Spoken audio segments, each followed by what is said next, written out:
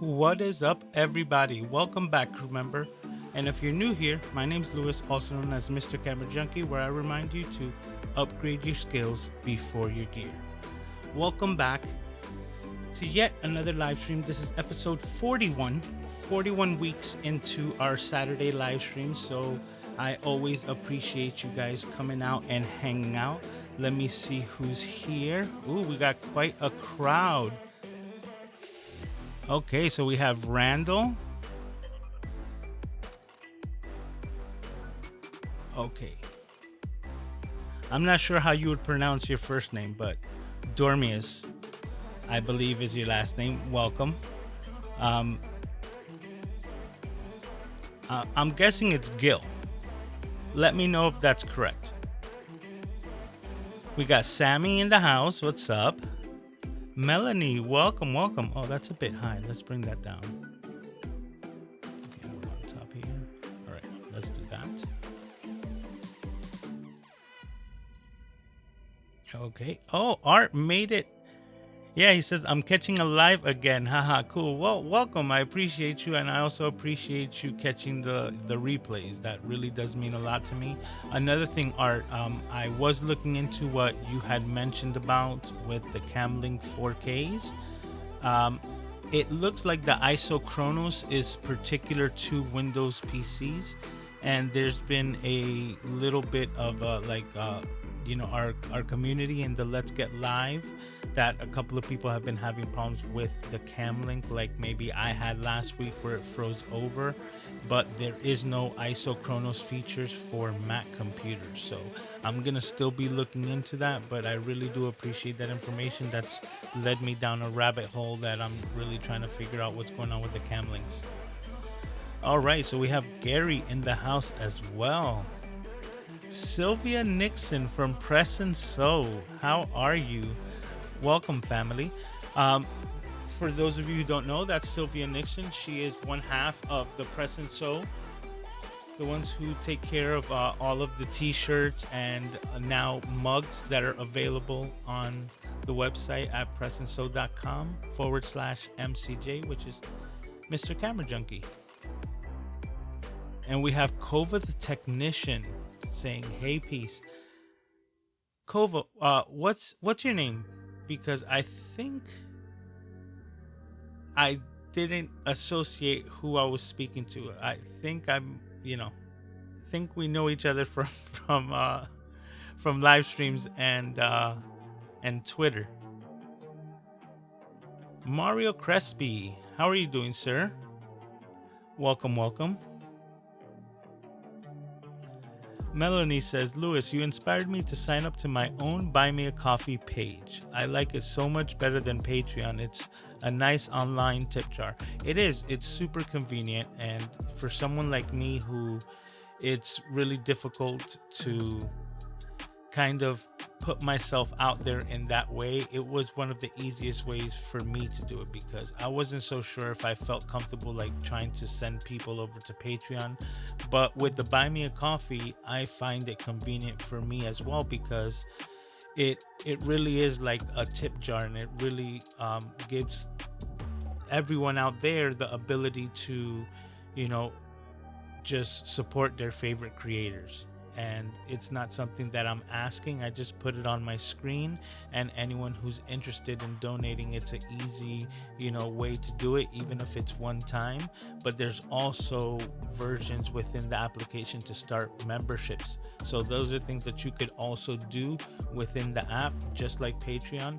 But then it's just so convenient. It's just, I made it, I put it up there, I put my posts. And talking about that, I forgot to post this live stream on the Buy Me a Coffee page, so we can do that right now. Let me see if I have this set up. Just bear with me.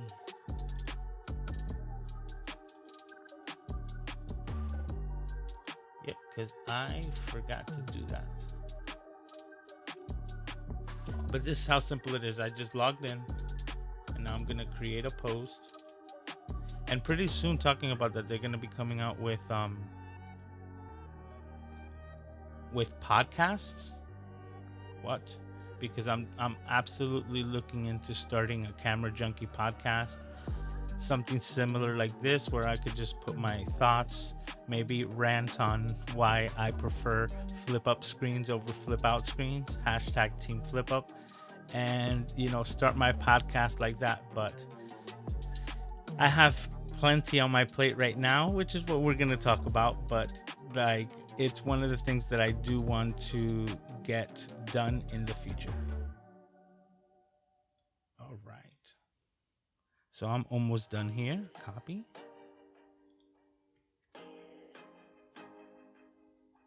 And then we're going to select the photo. Boom. And that's done. All right. See, that's how fast that was. And thank you for bringing it up. And I'm glad that you have your own Buy Me a Coffee, link. That's super cool. And like I said, I find it to be the easiest and the most convenient. All right. So we have Sammy saying hi to Sylvia and vice versa. Melanie saying congrats on 41 weeks. Thank you, but I appreciate everyone who comes out here on the weekends to hang out and spend time. This is where I want to be. Like, if there was a place where I want to be, is like, I want to hang out with my friends, and to have the ability to create that space online is still why I say I love this platform. It is absolutely awesome. Sammy says, did I get a haircut? Yes, but FYI, I get a haircut every week, or every other week at least, because I cut my own hair. So it's just whenever I get enough time in my busy schedule to cut my hair that I have the ability to do so. But everything that you've ever seen here, whether it goes to hair or beard, everything has been done by me. I've been cutting my own hair for maybe like the last 15 years of my life now. It's just a time thing that started with me, that going to the barber shop would always be like a 3-hour event, like a 3-hour event where I'm just sitting there waiting for my turn. And there's a lot of people who like that. They like the camaraderie of the barber shop and talking sports while you're waiting and things like that.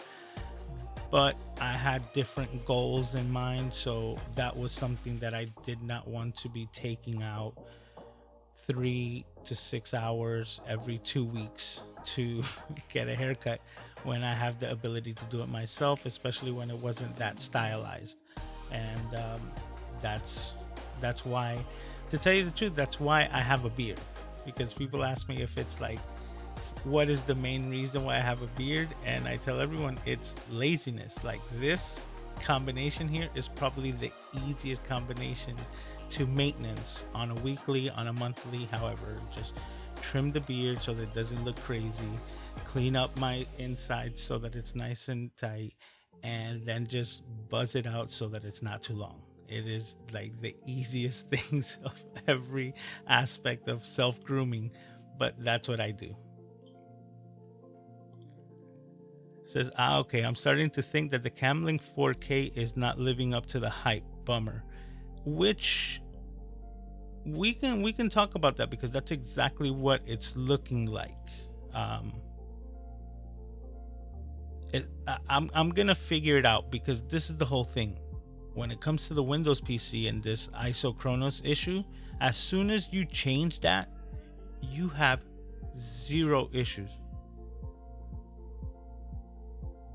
I have Aiden here with me, so he's sleeping. I don't know if I'm getting too loud. Let me just double check my tone here. But on the isochronous issue, what I've also noticed is that, like, once you actually regulate it and you fix it for the Windows PC, you absolutely have no issues from that point on. So then it is living up to the hype, especially when it's something that even Elgato is giving you the ability to just simply press control on the settings and change it within its own application to get it to work correctly. So it's, if you come up with that issue, that you have a way to remedy it.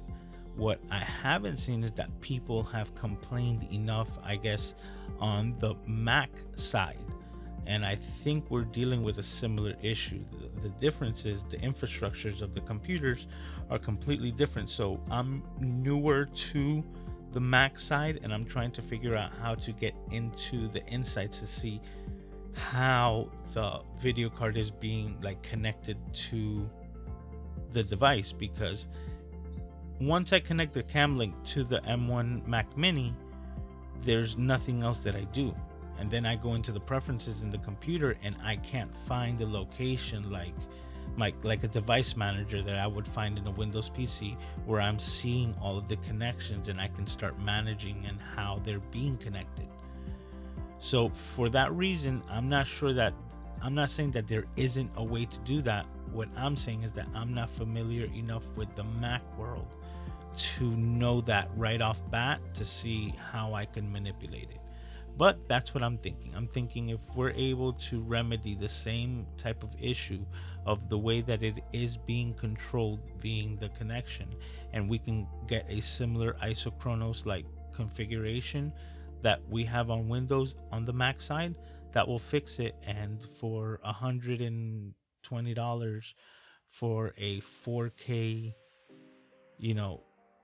capture card that's this big, it would be living up to the hype. So I haven't crossed it off yet, but I'm definitely looking into it. So I do appreciate that information, because like I said, it's led me down the rabbit hole. Kevin Cox, what's up, man?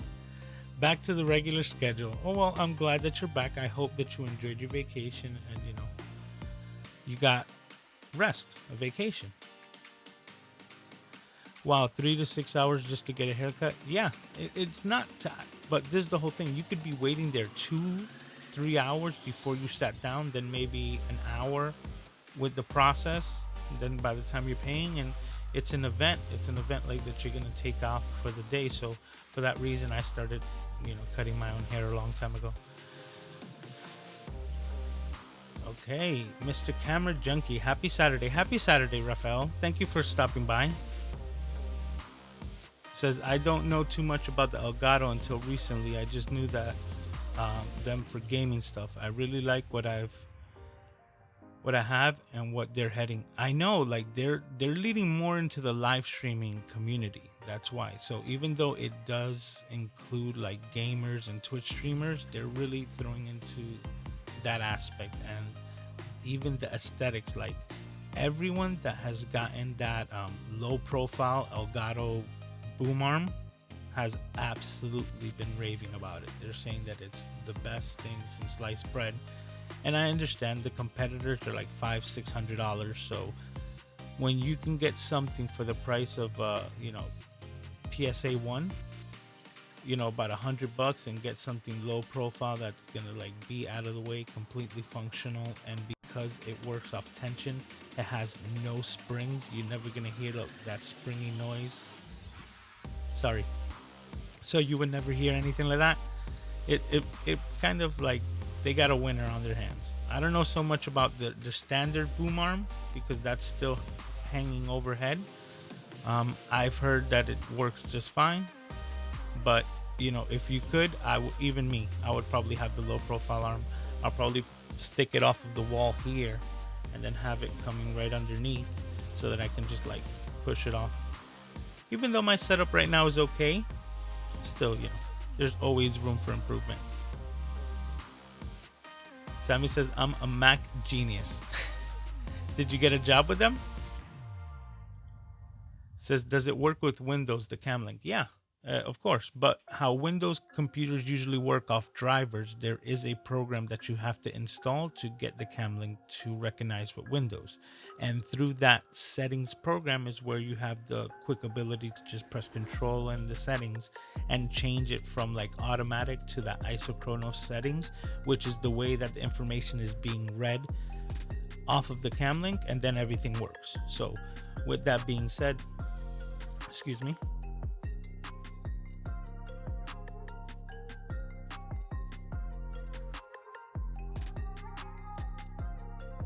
Yeah, with that being said, it's just basically working out like that.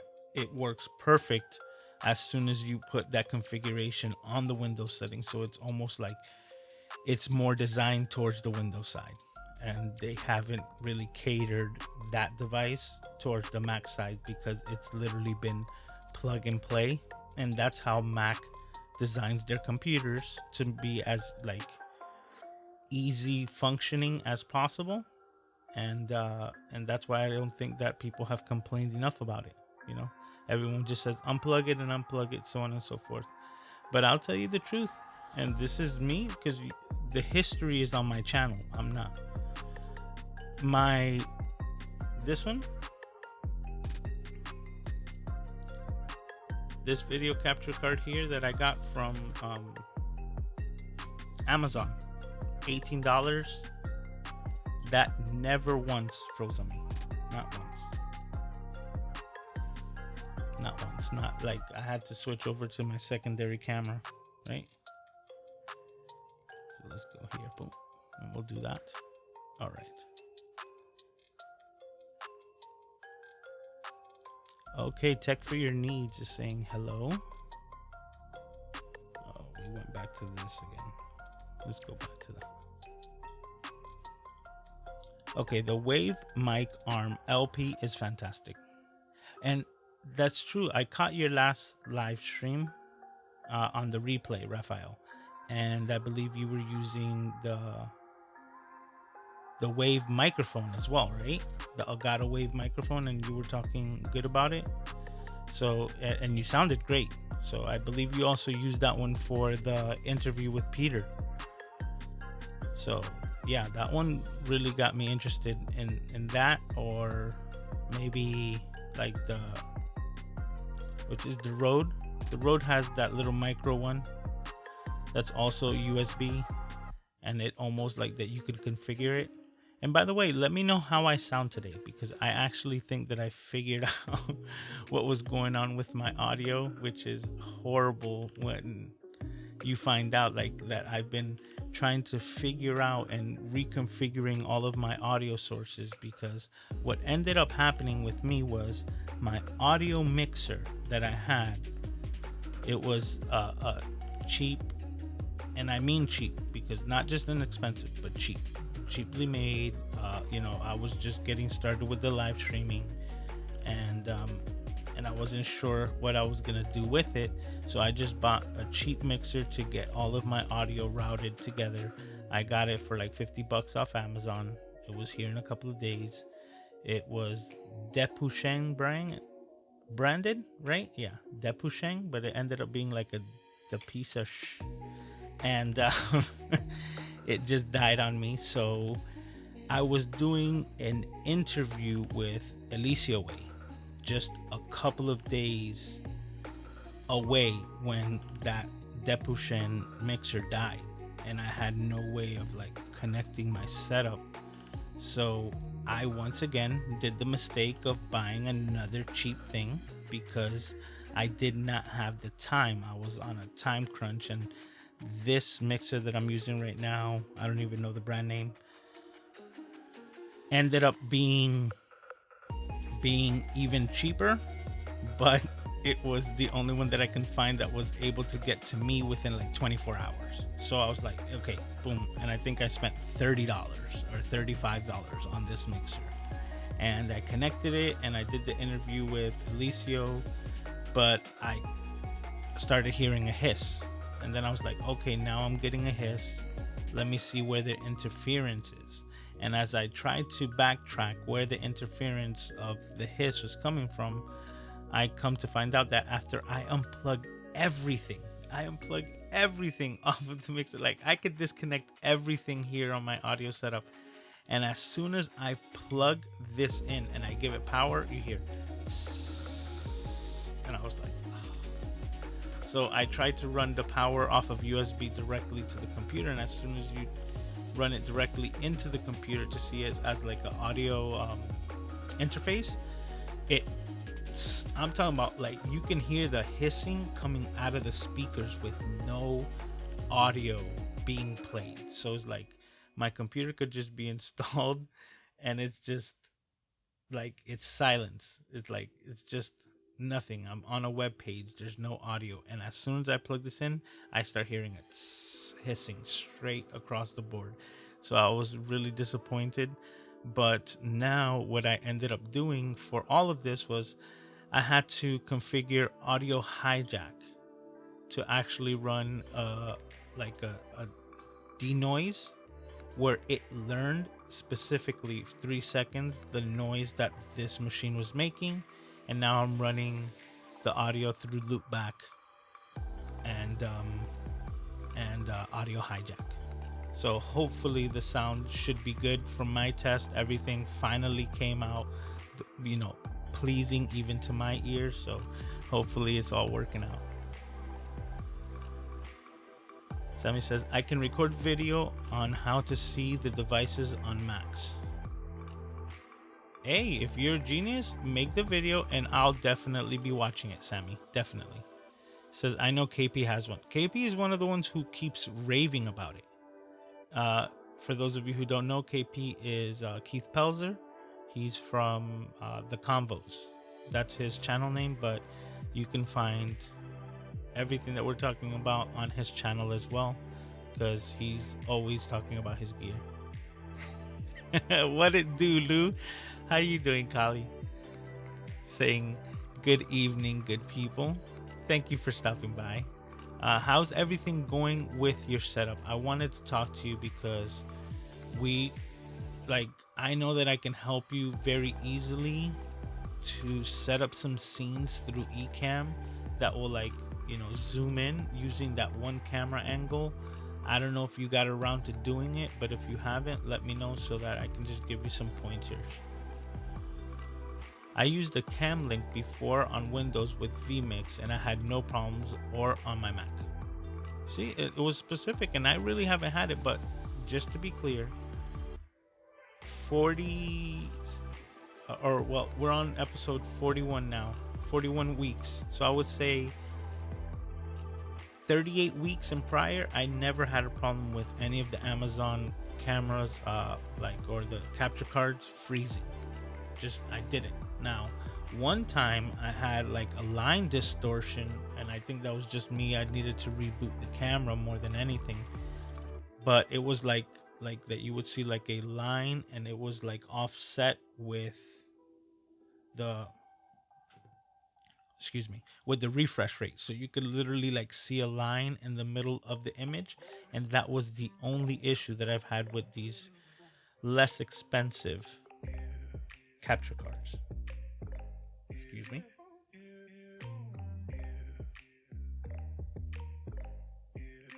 Okay.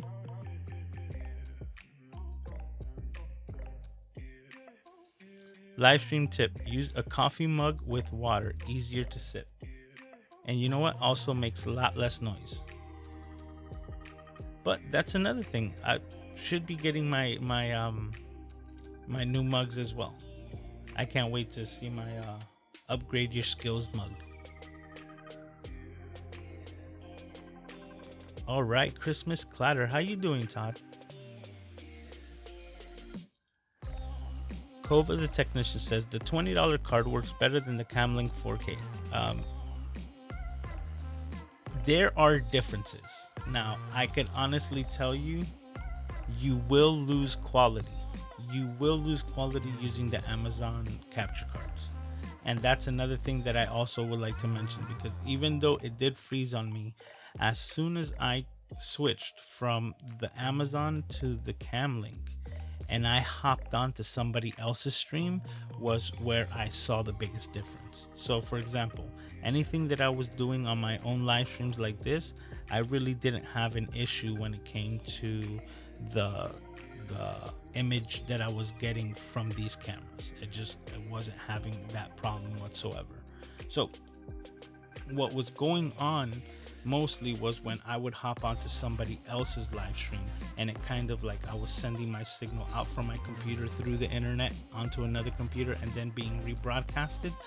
Once that step came in, it was like the loss of quality was really, really noticeable, and it almost seemed like I was always having a bad internet connection, but it was literally just the display that I was getting off of these cards. As soon as I switched to the 4K and I hopped onto a live stream, I believe it was Alicia Way's live stream, I had everyone like just even telling me like, oh, did you get a new setup? Did you get like a new location? Because they were able to see so much more of my actual setup than they would have normally with the other cards. So that's where I say like better is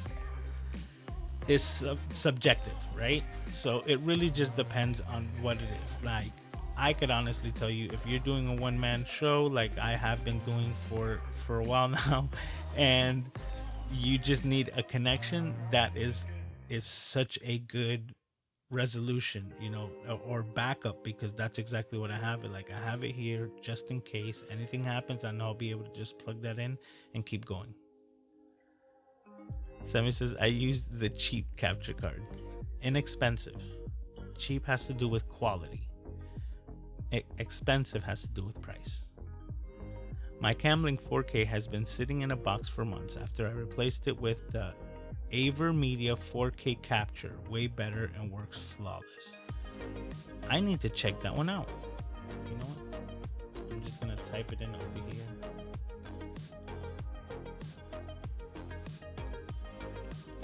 here. AverMedia, is it? Yeah.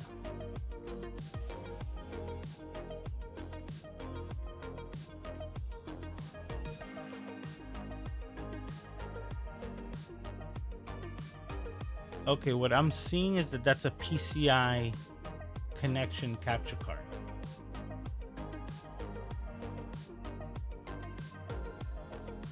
Is it a USB dongle capture card? Let me know, Kova. Okay, it says sounds great. Everybody says audio sounds good. Rode Pod Mic. I haven't gotten a pod mic. Nano. I'm thinking about it because I'm trying to get like a dynamic microphone comparative to a condenser, but what I'm also looking is for something that looks like this. I like the front addressed microphones, you know, like kind of old school style. I really do enjoy them. So I want to see if I could find something like that, something similar like this that's dynamic. Okay, so he says, I have the Wave 1, sounds just as good as the SM7B. I did a video comparison on the two. I used the Wave 1 for everything. That's good to know, man. See, like they're really, but oh yeah, I think it was your video because I'm subscribed to your channel, sir. But it was your video that you were mentioning that they're actually partnered with Lewitt to make that microphone, I believe, and that's probably why the capsule sounds so good.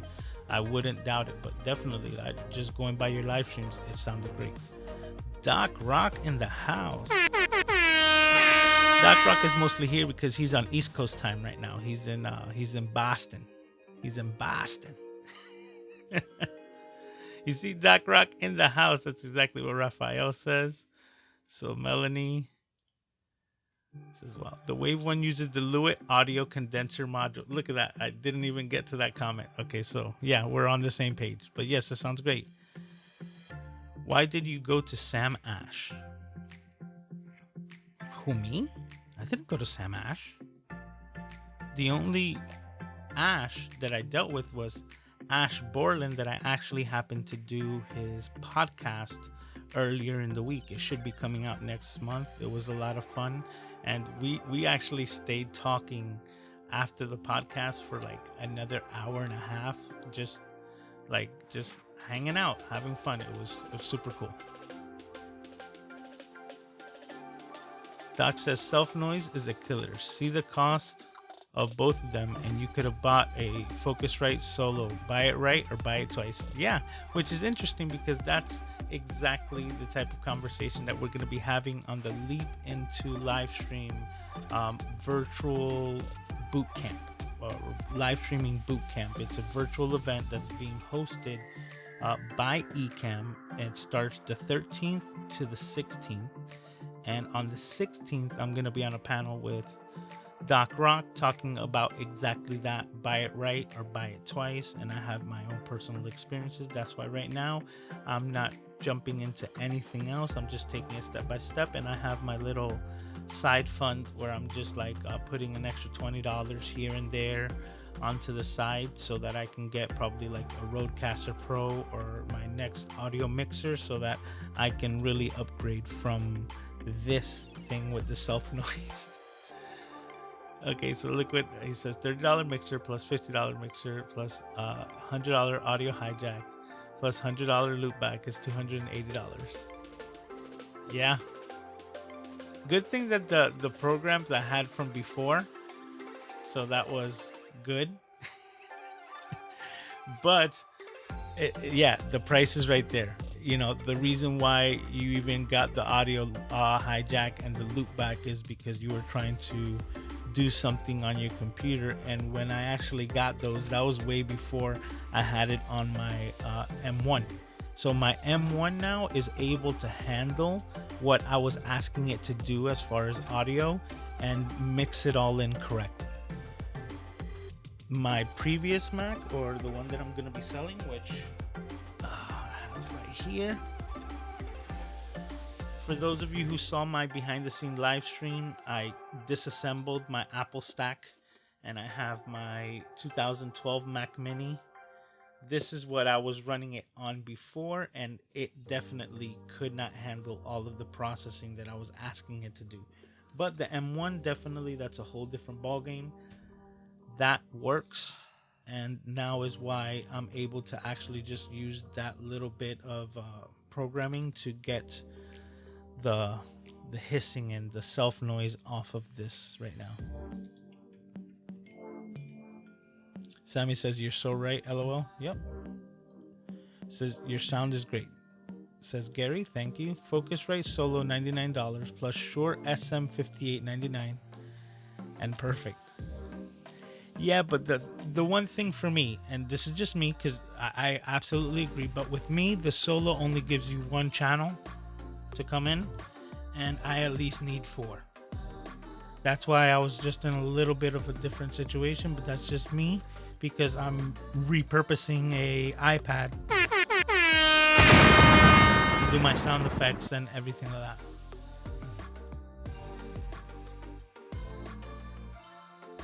Sammy says, wait, Lewis, don't you have a Zoom H4? That is a nice interface. It is, but still only gives me 2 connections. And if I were to route my XLR microphone, then I only have the one thing that I can do that would either completely remove my iPad, so like none of the sound effects, or no music. Because I'm channeling everything on there if I want music to be louder. So I have like the complete control of everything right here, or even just eliminate the music altogether. So that's the type of control that I wanted to have here, and that's why I was looking for just something more than the Focusrite. But besides that, like the Focusrite, maybe the 2i2, but then that's still just like the Zoom H4.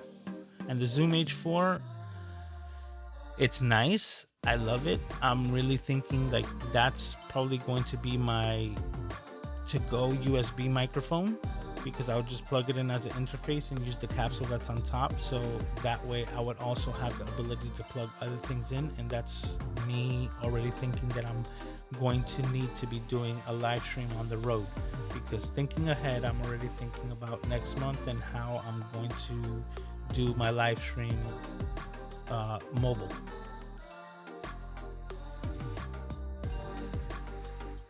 Says the pastel is kicking in. That was a cough.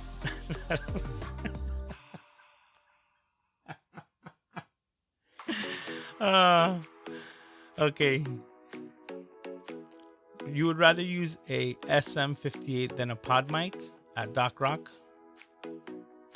Says Doc Rock, for 150, the Elgato Wave 1 and a Wavelength, same as loopback. Using it all the time now. Look at that. I use El Cheapos. Says no, I don't. That's what I think he's responding to Sammy. I'm so pleased with how my videos look. I'm releasing my first public video on Wednesday. Oh, congratulations. Yes, that's awesome. Melanie says, I bought a Camlink 4K, but something I learned about myself this year is live streaming is not for me. I love watching them though. Well, yeah, because that's kind of what I learned actually in November. And that was shortly before I met up with Doc Rock, which was that I loved being in live streams so much that I also loved hosting them. So doing the whole mix and just learning this whole process, this is fun for me. This is just like geeking out and nerding out on tech. Just love it. It says, you guys are using eyes to justify buying shitty cars. Let's test with vector scopes and wage some cash on the results. That's exactly what I said. I'm not even talking about that. I actually recognized the difference in quality of the image. People were right away noticing, my cameras seeming like I have gotten an upgrade. I think it was Kirk Nugent who was saying like if I got like some major upgrade and the only thing that I had changed in my display was the cam link. So these are the things that I absolutely noticed, and I do not take anything away. That's why I said I still. But if it freezes on you, that's what I had mentioned it in the Drop Squad class. So I looked into it. I didn't get to mention it today, but yeah, it's something that is particular to Windows computers.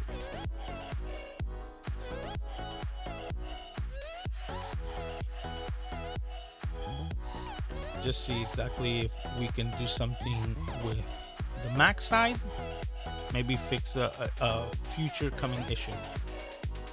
I noticed the price drop on the Cam Link on Amazon. It's worth having as a backup.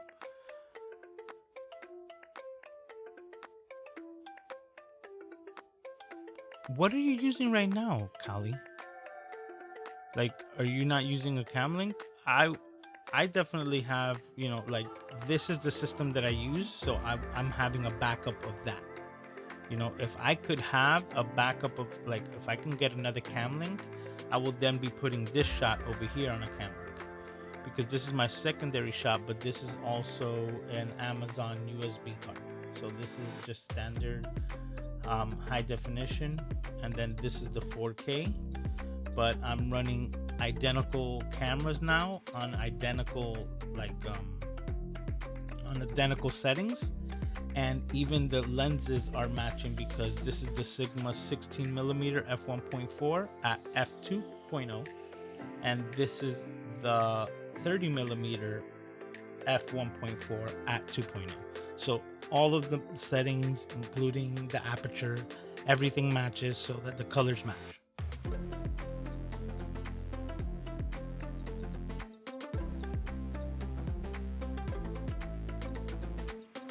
I was considering an ATEM until I heard Doc Rock today. I don't know what he said, but he most likely was talking about that the ATEM is only 1080 and that it has the limitations that you're limited to the angles that are there. So, like, right now, I could actually set this angle here to, like, set automatically through Camlink, and it'll just automatically switch over and over again. But through the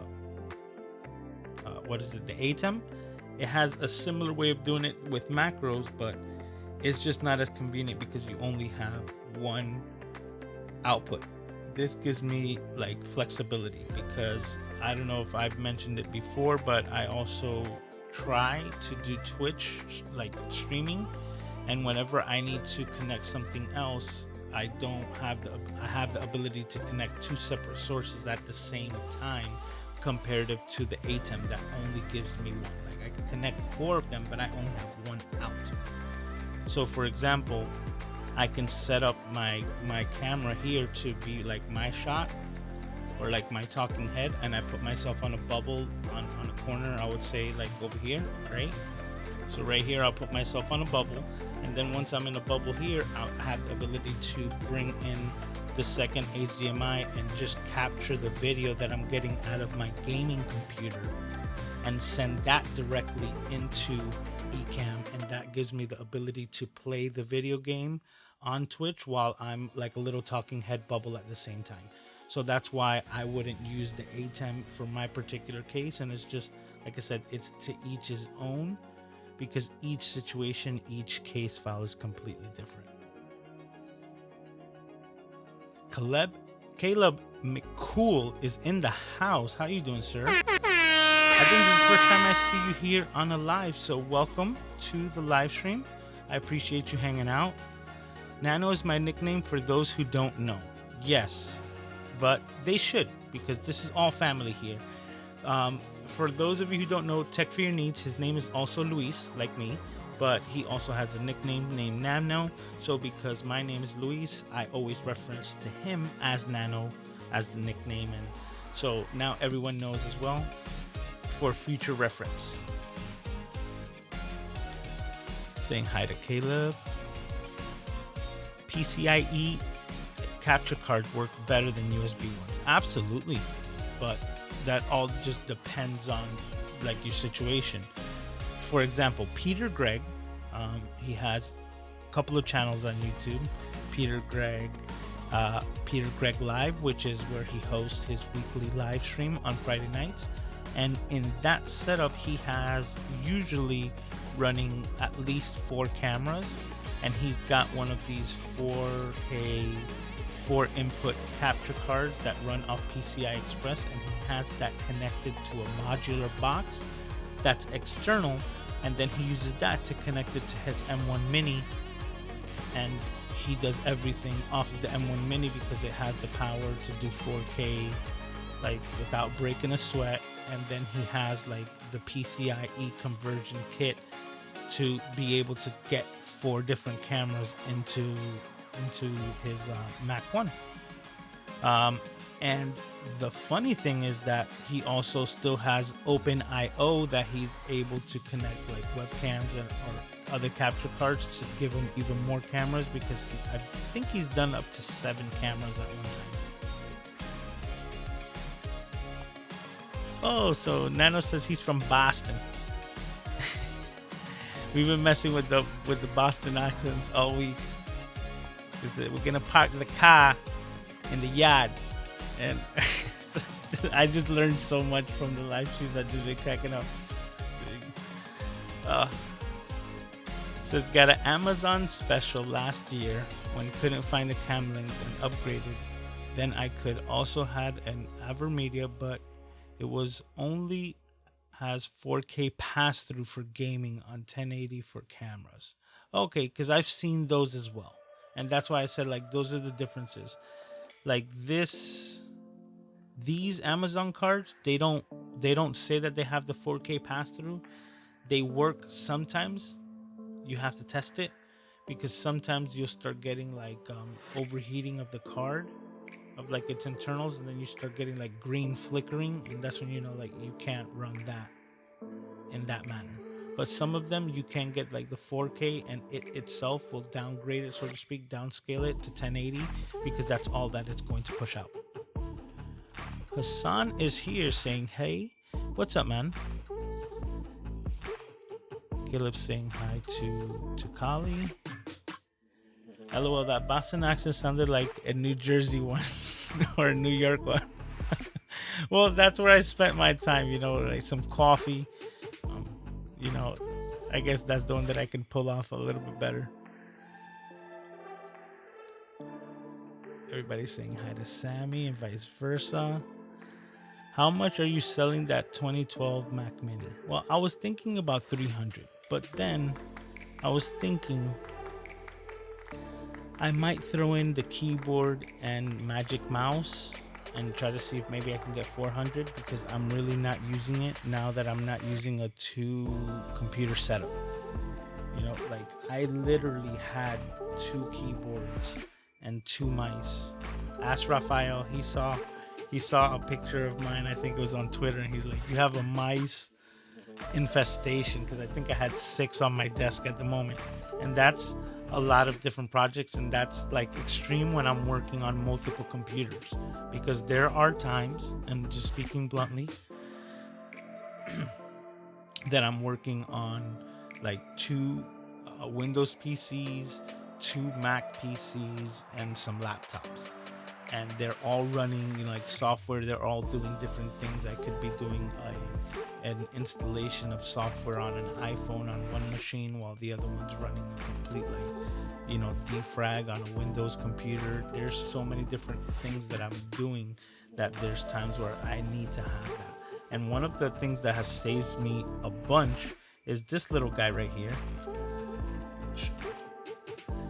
This has been a little keyboard here, this little Logitech. I'm thinking about upgrading to its bigger brother, but it also has to do with the space that I have here, right? But what I wanted to show you is this top part here. It has 3 little function buttons right there, basically in blue, 1, 2, and 3. And that's basically 3 Bluetooth devices. So Bluetooth device number 1 is my iPad, so that I can type on it. Bluetooth device number 2 is my laptop, so that I can type on it and have it separate. And Bluetooth device number 3 is this Mac Mini. So even though I have my dedicated keyboard here for it, I still have a backup for it there as well, just in case I want to like sit down and be a little bit further away and still be able to communicate while I participate in live streams. I have this one that's like sits further away, and it's more convenient.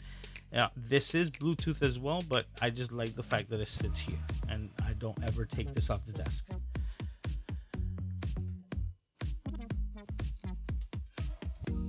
Let me know, Sammy, do you think that that's a good price? 400. I think I upgraded it to it's 16 gigs RAM, i5 dual core with 250 SSD, and I cannot tell you that I cannot use anything that's not SSD. Not because of the M1 Mini, because I actually tried using a 5600K, spin up hard drive to try to edit off of, because it was a terabyte. So I was like, you know what? Let me just drop that in and try to use that as my backup. And I couldn't even scrub through the video files. That I was like, this is horrible. I cannot use it. So knowing that there's such a drastic difference between a standard spinning drive and an SSD, especially where we are now with technology, there's no way that I'd go back. So I have a 256 gig SSD in there, 16 gigs RAM.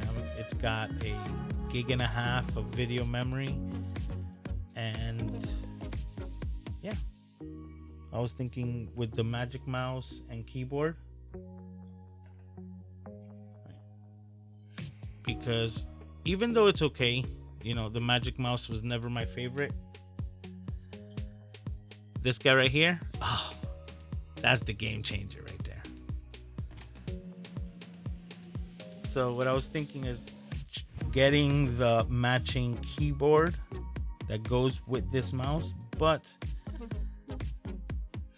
I'm still like iffy on it, because the keyboard that would replace it, its bigger brother, has the full keys on it, has the extra set on the side, and I'm limited in space. So I always try to make sure that I just don't add extra space, that then the keyboard is going to be bumping into everything and just be like, oh, now I really can't use it. And I spent like $100 or plus, I think, on that keyboard, and it's not even on my desk.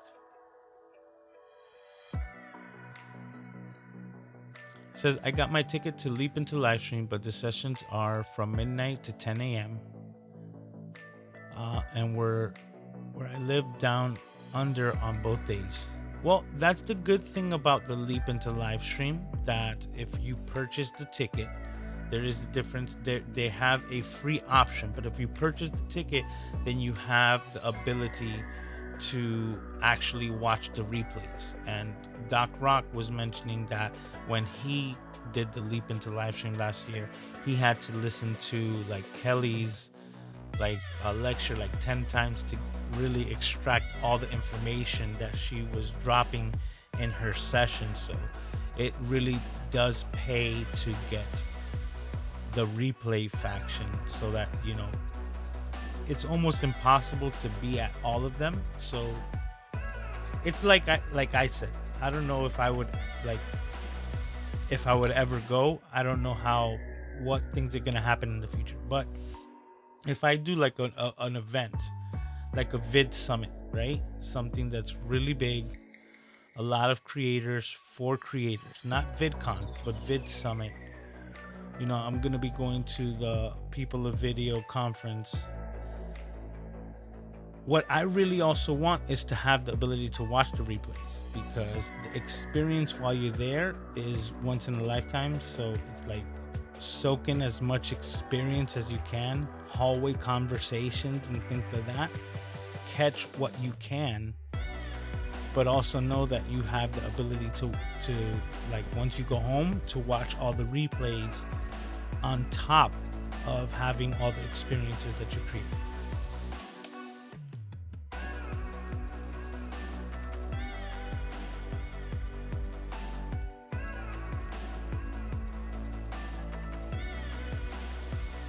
If you're selling the Mac Mini, I might buy it or want it for another desk.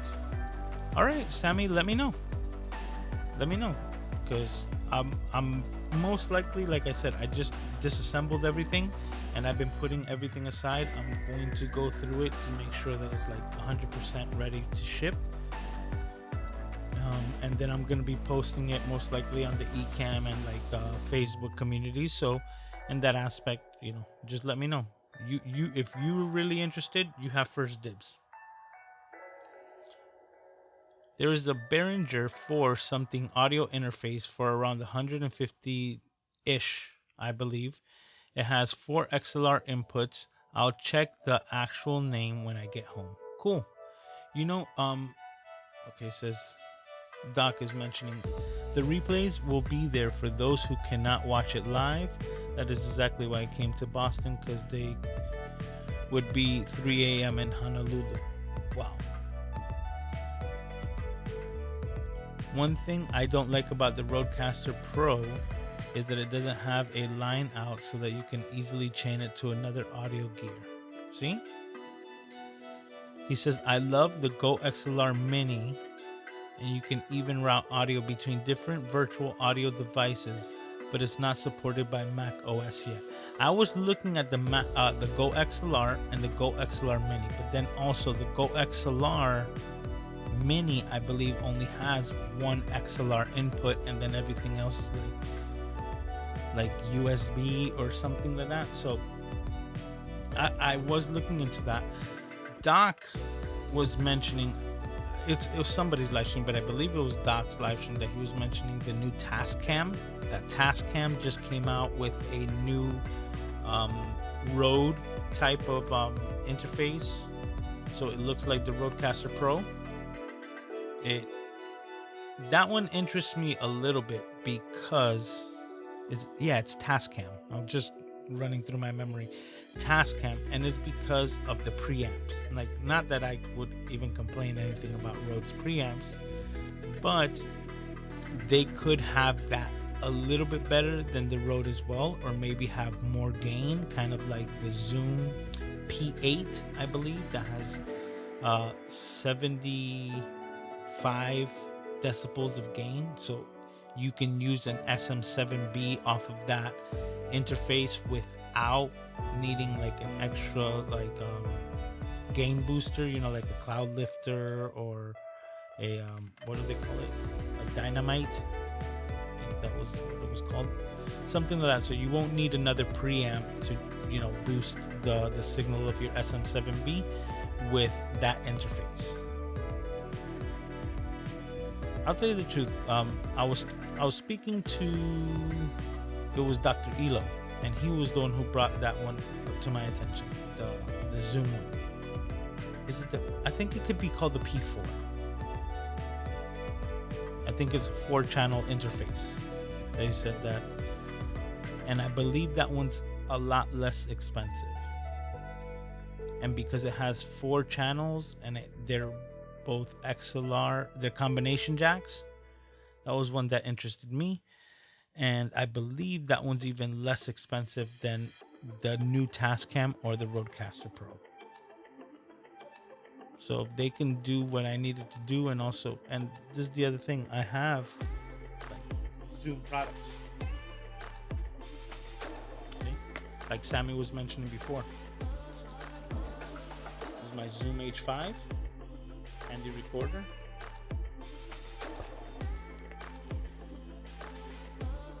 This might be going for sale as well, because it's good, but I'm really not using it. I took it out of the drawer and it just sat under my desk. Scott Rogers is in the house saying, hi Gam, here to support the Junkie crew. You're part of it, man. You're part of the Junkie crew. I have the Wave XLR with a Motu M2. I'm not familiar with this Motu M2. I think that would be like,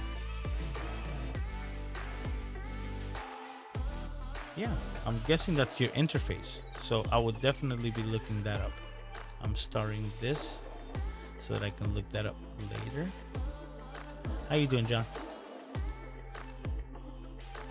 Probably I should find a job in the US and move out of Australia someday in the future. Time zones suck.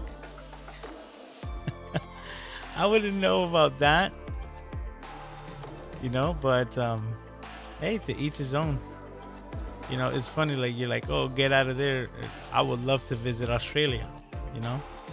Not that I'm complaining about South Florida, because I'm in a spot where a lot of people would love to be. So recognizing that, I'm like, I'm in a destination spot. I am very fortunate, kind of like Doc Rock in Hawaii, but I would still love to, I can't wait to start traveling myself and start visiting other parks. And Australia is definitely on that list.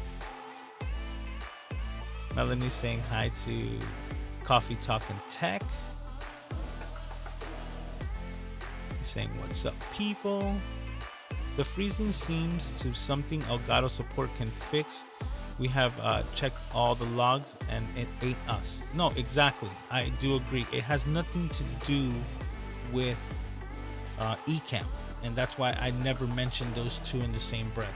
I used it with eCam, but what froze was the Camlink 4K. I could have been using like any other program. I could have been using StreamYard. I could have been using whatever. And this issue is with the capture cards. He says, I got 4 cam links. My backups got backups. And that's the way it needs to be. If you're looking to be a professional live streamer, hey, we're all working at it, right? Then that's the mentality that you need to have. You have to have backups on backups. And that's why I was still using this. Like, I was holding on to this one, but I already need to move on from this Mac Mini. And I'm going to look forward to getting another M1. I got the base model, right? So instead of getting another base model, what I'm going to work for now is the newer 16 gig, maybe a little bit more internal memory, and then have that one become my main machine. And then this one automatically gets delegated to be the backup, so that you have the backups on the backups, right? So that's what I'm working towards next.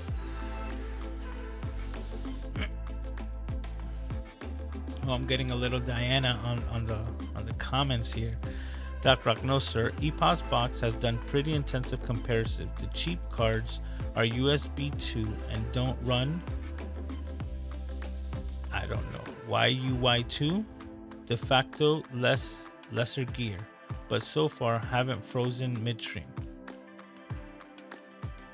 Heather Ramirez is in the house saying hey, and here we have Tom Buck. Welcome, guys. Thanks for stopping by. And now, here we go. We got Doc Rock saying hi to Tom. Gary saying my ATEM Mini is my backup when I have problems with my Camlink capture cards. All right, so everybody's still saying hi to Tom. He's saying hi to Doc. And you know what? Heather mentioned it. I was trying to look for it. Doc, you need to look up the live stream where Tom did the impromptu Doc Rock impression. That had me rolling. That was so funny.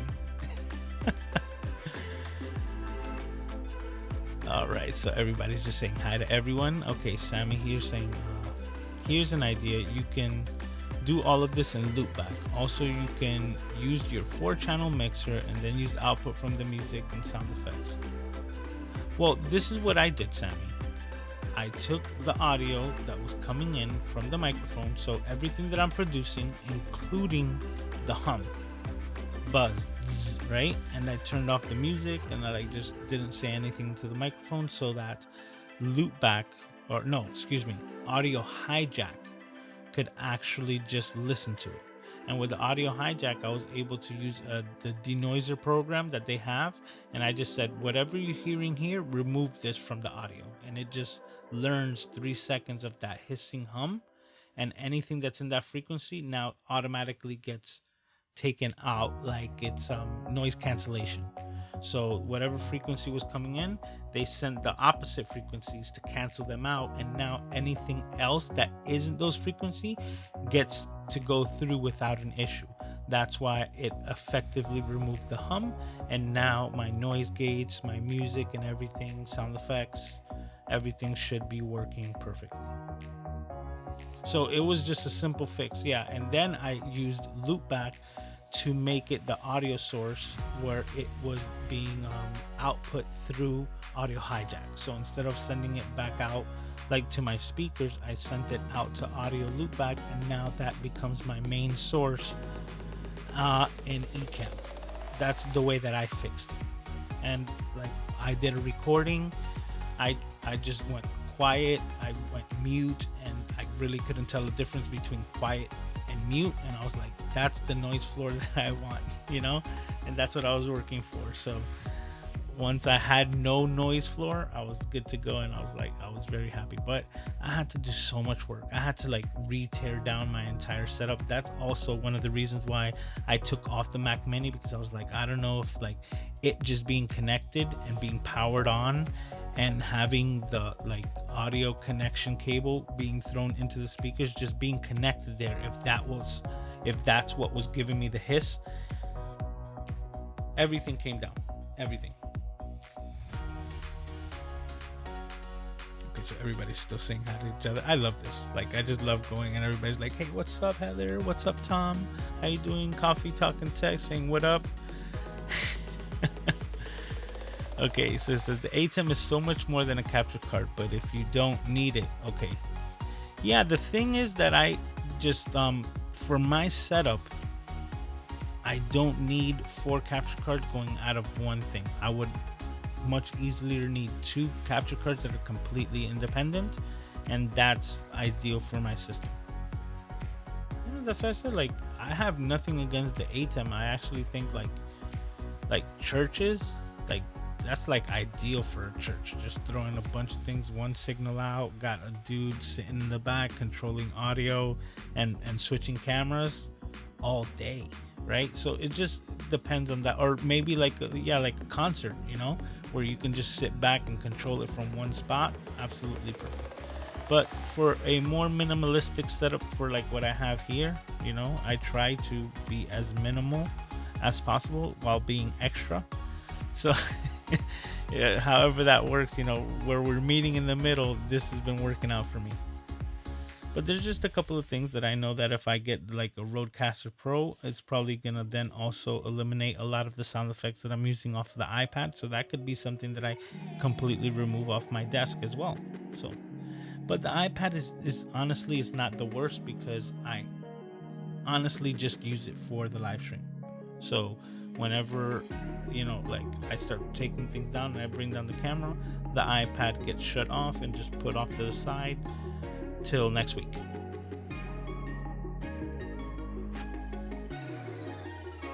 For the best streaming results, I would ditch USB card and go for PCI Express cards whenever possible.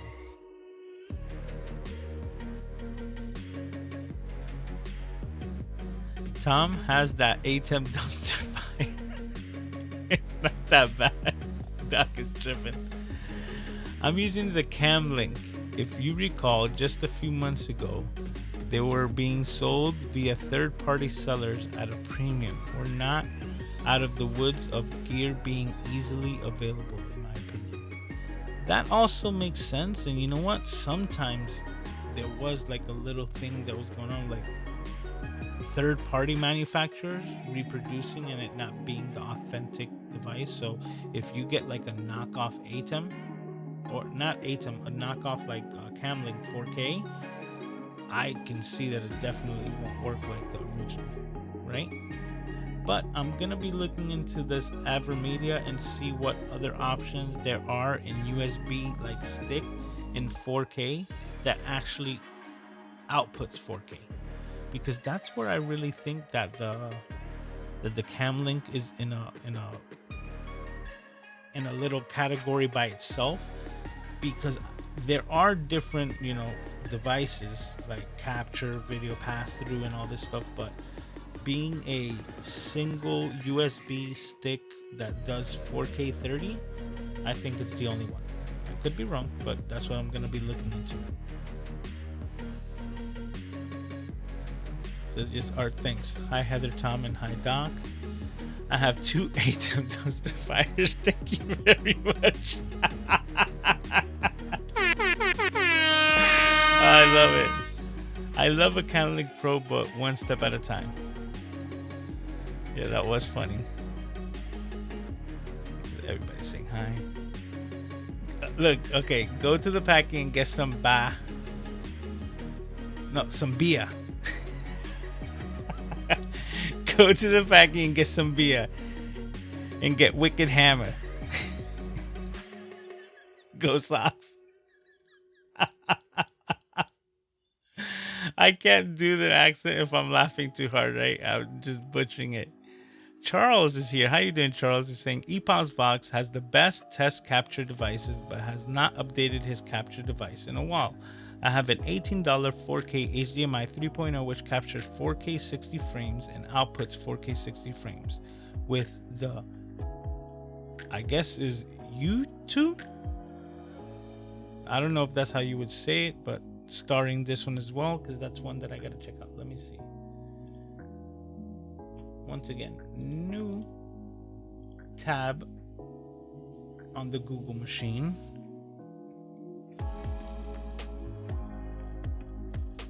Okay, so yes, that's definitely a capture card. Okay, that one looks like, yeah, that looks like a competitor to the Camlink. So I will definitely be looking at that. Thank you, Charles. And there was somebody else I know who had mentioned it before as well.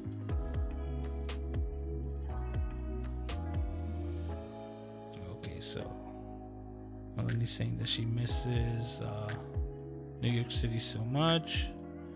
Sammy just got the Camlink. Sammy just got the CVE10. Did you? I think he already had a Camlink.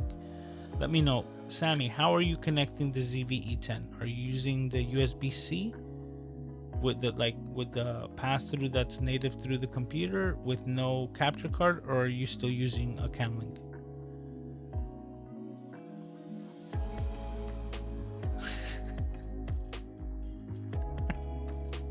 I'm not. I just put it up and I'm gonna like take it down. I'm just gonna leave that there. Hey, what's up, D? How you doing, man? Thanks for stopping by. It looks like the gang's all here. Sammy Superstar, Doc Rock, Tom Buck, Camera Junkie, what's going on? And D Nimin, part of the Niminati. Thanks for stopping by, bro. Says you can use the Camlink Pro on a Mac with an external exclosure. That's how Peter Gregg does on his show. Yes. I had mentioned that before, but the exact specifics I don't have, but definitely. Oh, that's messed up. Give your sister back a keyboard. Hey man, that little USB thing has been very convenient, and the fact that it's little. I wish it was a different color, you know, but that's the way that I got it. It says yes, PCI enclosure, exactly. Yeah, they're really good, and because they're designed for video cards, and you know, all the video editors that wanted to use like these Mac Minis, even the Intel ones, would needed an external GPU to get the rendering times and all this stuff. So they were already in the market. It was just basically removing the video card and replacing it with the video capture card, and boom, you're in business. I think my fingers would get tangled if I used keyboard that size. It really depends. You think like you have smaller hands than I do. The keyboard is still the same size. The only thing that's missing on the keyboard is the extra, you know, like finger digits here. It's just a standard keyboard. That's what I said I want to keep that one. And this little one is the same exact size.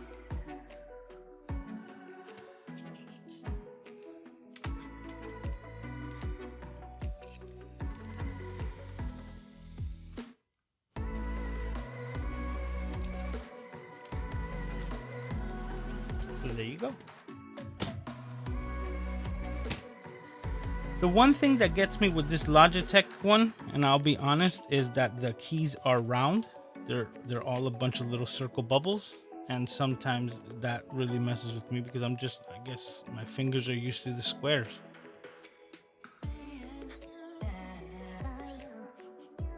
It says I have the OG mouse, LOL, from Apple. Yeah. Keyboard, I'm so backed up. I'm going through some of these. Says the magic mouse, and people are crying. Oh my god, I'm so backed up. This is when I was talking about the magic mouse. Todd says that he likes the magic mouse. I love the magic trackpad. No, personally, me, what I want to do more than anything is that if I were to replace that with anything, I would replace it with the trackpad, with the wireless trackpad, because it works just like the mouse or the trackpad on a laptop. and I can deal with that because of the features of the trackpad. But the mouse itself, the clicking, the moving, stuff like that, wasn't my favorite. Right off the bat, wasn't my favorite. That even though I was using the Mac systems, I was even using another gaming. It was the Logitech, the G5 gaming mouse. But then when I got the MX Master, this is the S2. That with the little scroll wheel and everything for editing just totally changed the game for me. This is my favorite mouse, hands down. Okay, so that's what he says. The Logic MX Master 3 is life. It is.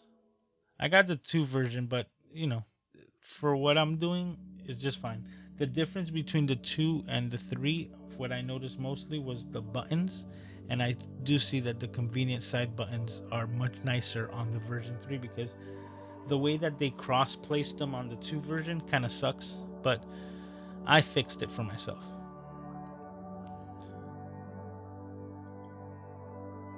Okay, so saying hi Louis, I'm eating chili dogs and watching your live streams. He says yes, the MX Master 3 mouse is the best mouse ever made. Yep. Hey Jared, how you doing? He's saying hi to everyone, and everyone's saying hi to Jared. Says MX Master 3. It's the is the Logi, because it's the short version of Logitech. So it's Logi MX Master 3 Kali, and you'll be able to find it. Yeah, it's a great mouse. And the thing that impressed me the most, which most people don't care about, but me dealing with computers for so long, that I absolutely love, is like the 1 nanometer, so to speak, like lift off. So as soon as I lift this mouse off of the mouse pad, it is like completely disconnected. It is not still moving, it's not doing anything. So I can be very precise when it comes to like my edits and whenever I'm doing anything on it. So as soon as I place it down, it will move, and then as soon as I lift it, it like nothingness, and it's just like it has to be physically touching the mouse pad before it moves. It is so awesome. That's one of my favorite features. Is probably nobody cares about that except me, but I was like, oh, that makes my day so much. The fact that like when I lift my hand, like the mouse doesn't keep moving like that in the air. Oh, love it. It says you can take out from the RCP, which is the Rodecaster Pro, an impedance to match them and insert them into any other mixer. It's simple. Look at that. It says the RCP definitely works with other gear. So I think this is the response to Hassan, because he was saying that that's why he thinks that he didn't like it, the RCP, and I didn't answer that because I don't own one myself. That's what I was going to be looking into, but there you have confirmation that yeah, it definitely works with other gear. So I'm thinking of selling some gear that's worth some money to get some new gear, says Sammy. And yeah, that's the way that you do it. You like if I have a piece of gear here like this Zoom H5, it's great, but I can better work with the Zoom P4, right? And that the prices aren't that different. Like I should really think about, you know, selling that device to try to get the device that better suits my needs. But that's all what I try to talk about here, is upgrading your skills before your gear. Because if you know what you're dealing with and you know what you're looking for, then that's half of the battle. Because the worst thing is to like buy stuff that you don't need, and then it just like wastes money, and it just sat there. And when it comes to electronics, and I really mean every electronics, it's all like a depreciating value. It's all going to be worth less money a year from now than it is today. That's just how it works, especially with the speed of technology and electronics. Kombucha's in the house, saying hi to everyone. It says, my bad. It sure does. I was just nitpicking on how it doesn't have a line out so I can directly connect to my camera's audio jack. Okay. See, even he knows a little bit more than I. I need to sell a lot of stuff I buy and don't use. I'm trying to be like I'm trying to be more minimalistic. It's tough for me because on a whole nother note is that I deal in repair, right? And phone repairs and stuff like that. So I can show you, like, I'm gonna show you right now.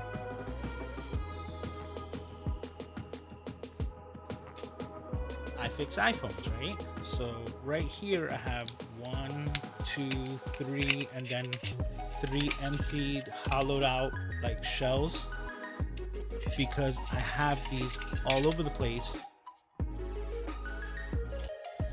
to fix the ones that I need fixing. So I have spare parts everywhere.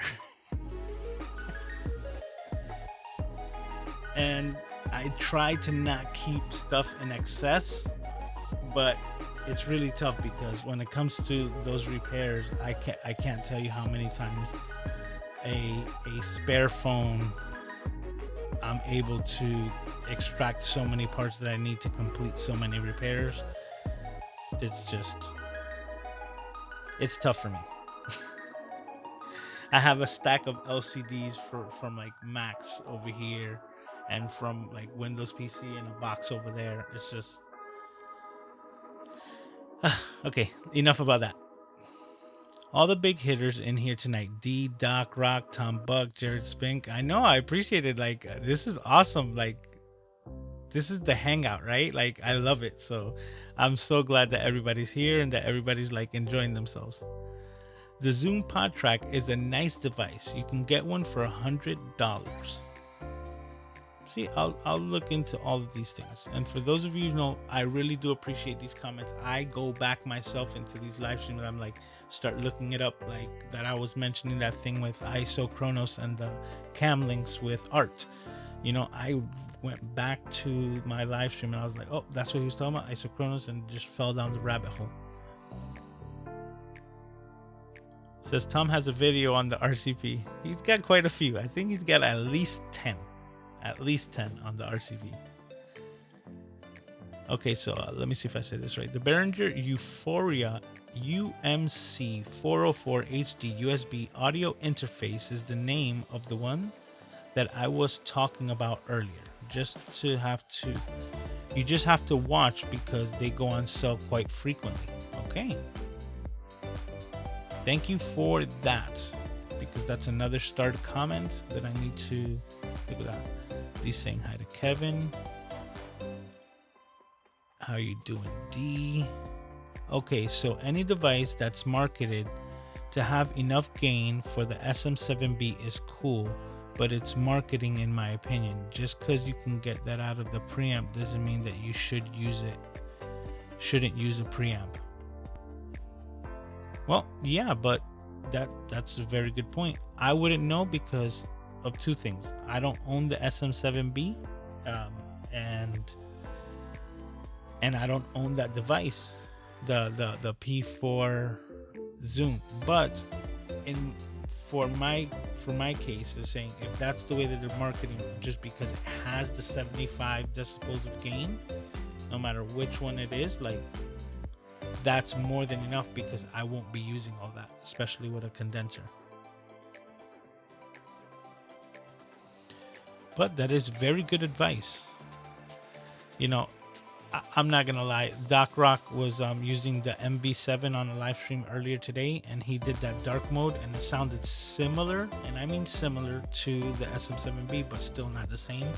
But it was pretty impressive, especially with his voice, because when you've watched enough live streams of Doc Rock like I have, and you're very familiar with his voice, speaking to him on and offline, to have like that resonant voice, and then to hear it a little different, right? When he cleared it up, when he went all bright on the MV7 today, I was like, Wow, it's such a difference. Like when he doesn't have the low end in his voice, which is so predominant in his voice. I've had a lot of people with those high gain devices tell me that they are noisy. Well, Tom, didn't you do a video on that P4? I believe you made a video on the P4. I believe you gave it away, or was it the P8? It was one of those Zoom products. I think it was the P4. So, in your experience, when you used that device, I believe you had that microphone. Was it noisy for you? Because that's the biggest thing. Like, I started this whole conversation with talking about how I had to use audio hijack to get rid of the sound out of this damn interface that drove me crazy for, like, honestly, like, I think over 3 weeks. Like, just to finally be saying, like, oh, okay, finally that's done. Oh, okay, saying doing great, Sammy. 4K cam link for the win. I think someone recently gifted MCJ one. Yeah, and that, for those of you who don't know, it was Mr. Jared Spink who actually sent me one when I mentioned on a live stream that I wanted to get that as my next upgrade, and it worked perfectly because I used it for his podcast, the Hive podcast, which I was, honored to be a part of. It was just this past Monday where it was released, and like I said, I'm just honored to be part of the Hive family. So once again, thank you, Jared, for the cam link and for the opportunity. It was a lot of fun, and anytime you want to do it again, just hit me up, man. It's so much fun. The West Coast people are awake now, and I'm adjusted to East Coast, so sleepy, haha. That CST is the best. Is that where you're at? Your Central Standard Time? West Coast is the best coast? I don't know about that, guys. I think a coast is the best coast. If you're next to water, I think you're doing good. It says, oh yeah, Doc Rock, the night is young. Yeah, I found this so funny because I'm also part of the Just Create More community that's on Mighty Networks, that's hosted by Tom Buck and Heather Ramirez. Awesome community of creators where, we really get to network and communicate and, like, help each other out. It's just a really dope community and a really, really dope application that allows you to communicate through. It's a really cool platform. With that being said, I lost my train of thought. I did lose my train of thought. What was I even bringing that up? Anyways, we'll continue. All right. I think Doc Rock's comment right here just threw me off because this is what I read and now I just totally blanked. It says the best lifter device is just being born Boricua. Just being born Puerto Rican. Yeah, we're loud enough, right? Most people don't know that I have the limiter all the way. Just keep all that down. Is there a specific problem with the A10 Mini Pro apart with the resolution being capped at 1080? Audio sync, I'm thinking that it's thinking to get it for live streaming soon. No, if you're okay with the 1080, then it's actually like really cool system. And the fact, to tell you the truth, that you can live stream directly from the device. So technically you can, and it was Tommy Calloway that I seen him do it, and I know it's possible. He has a network port directly into the ATEM, and he was running the entire thing from the A10 Mini, which that was like really interesting to me. So it just depends on your situation, but when it comes to that, yeah, like it could do everything, including Peter Gregg. Even though he's using the 4K capture cards, I still believe he's using an A10 Mini to also mix in the feeds that he's getting from it and the audio. So I couldn't tell you. I haven't seen Peter Gregg's behind the scenes, but I could imagine the cable spaghetti that he's got going on in the Christmas room.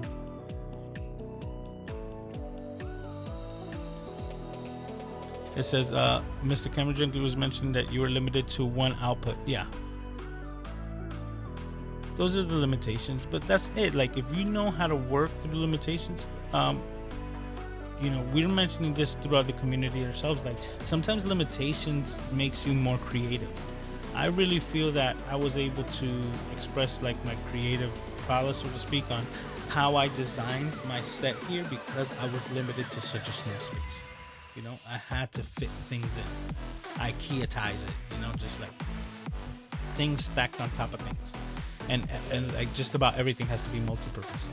Man, I can't really, I'm really stuck on the fact that I lost my train of thought of why I was mentioning just create more community. So, anyways, we'll get to it. I was considering a lifter for my pod mic because the levels recorded so low. My last video I recorded in StreamYard instead of Riverside FM. The gain level from the StreamYard was far superior. That makes sense. Does the A10 Mini Pro ISO fix that issue? No. If I'm correct, and these guys will probably let you know as well, I believe the Pro just gives you more connections. You know, like instead of 4, 8, and the ability, if it's the Pro ISO, to record in ISO files. You know, through the hard drive that's built in or that you can put into that device. So, I mean, I got my A10 used for $200. You can't beat that. It's been rock solid, but some of us always want more, like me. No, but you see, that's a great deal. Like, when you know that, like, if you bought something used at a good price, you can use that almost like rent free. So I talked about this when I was talking about my 50mm purchase on my Sony 50mm f1.8 when I was first transitioning to Sony, that I was like, let me see if the native glass really makes that much of a difference, you know, in the autofocus comparative to my adapter. And once I put it on there, I was like, oh man. So the scenario that was there was that that lens was being sold at Best Buy for $200. If I did not like that lens for whatever reason and I wanted to return it, it was going to cost me 15% restocking fee, which meant I needed to pay $30 to return it. Okay. And then I thought about it and I said, okay, how much would it cost me to rent this lens from Lens Rentals for the weekend? And it was like $70. And I was like, okay, then it really doesn't make sense for me to rent it for a weekend for $70 when I can literally rent it from Best Buy for $30 for a month and really see if I like the lens. And if I don't, I have the ability to return it, comparative to Lens Rentals where I would have to guarantee return it. And then with the $30 leniency period, if I ended up falling in love with the lens and liking it, I would keep it. And that's exactly what I did, and I kept it. Right? So that was the mentality that I had there. But 9 times out of 10, I'm looking at the used market for something like that, because if the lens is $200 and the rental from Best Buy is $30, then I know that if I were able to literally get that lens on the used market for anything less than $170, I'm already in the clear as far as getting an even better deal. And then sometimes you can find them for like $100 as a nifty 50, or maybe 150. And if that's the case, then you're, you know, win-win. Like that A10 Mini, at any time you can sell it for at least $200 or more. Jerry says, I want an A10 Pro. I want that multicam preview. Oh, you see, so there's other features about it. I need to start brushing up some more information on the A10s. This is the best group, but I'm exhausted despite being West Coast. Have a great night, everyone. All right, I don't know if you're still here. Probably not. I think I'm like 20 minutes behind, but thanks for stopping by. Says, not sure if you used them myself. Okay, saying aloha. Okay, so let me get through these. Let me see. Okay, so everybody's talking to. Okay, Kippy's here saying hi to everyone. Just finished a few sessions of flying this morning. So that's his drone. How you doing, Kippy? So everybody's saying hi. Okay, Lewis, I'm going to sleep. Super tired after my trip. Just got to New York City. Going toy shopping tomorrow on Monday to B&H. Got extra birthday money to spend. Nice. Well, have a good night. We're at 12:30. Okay, so I'm starting to see that these are giving me times of when they were posted. New things that I'm learning. It says, do you also have tags still on your clothes in your closet? I think he was saying that to Melanie. I sold my Funko Pop collection to buy my MacBook Pro and other gear for podcasting channel. Look at that. That is dope, man. But that's really, that's something that like you should be proud of, right? Because that's really putting something that you've sacrificed, maybe your whole Funko Pop collection, and then putting it towards your new goals. That's super dope. And he says, I got some hella rare pops. Yeah, Doc Rock has some Funko Pops in his setup. Oh, why'd you have to bring that up, Scott? You're always talking about food. Scott's always bringing the food conversation into Peter Gregg's live streams on Friday nights. You got me thinking about donuts now. The thing is, I absolutely love Krispy Kreme donuts, for those of you who don't know, and I live 10 minutes away from a 24-hour Krispy Kreme like location where they make them fresh and hot 24 hours a day. Now you got my mouth watery for them. Okay, that's not good. It says, Kevin, I'm on my way out West Coast. Nothing too crazy. If they had good value, I went for the cash. Lewis is getting old, missing trains like that. I guess so. I guess I skipped those comments because Alaska has a coast too with water, plenty of water, but not for me. Alaska water is for penguins. Okay, Charles saying he loves Alaska. Alaska state bird is the mosquito, says Randall. This conversation is taking a turn. We're talking about mosquitoes. It's for penguins. You guys are tripping me out. Look at this.